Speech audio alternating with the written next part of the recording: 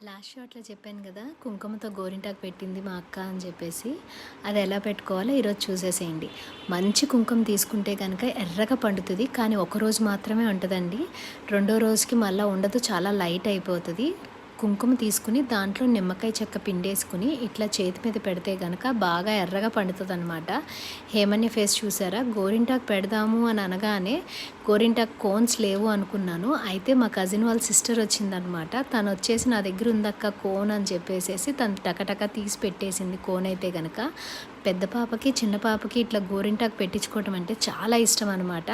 ఆషాఢ మాసం కూడా కదా, యాక్చువల్గా పాత ట్రెడిషన్ అయితే కనుక ఆకు పెట్టుకునే వాళ్ళం, కానీ లేకపోయేటప్పుడు కల్లా ఇట్లా కోన్ అయితే తీసుకొచ్చింది.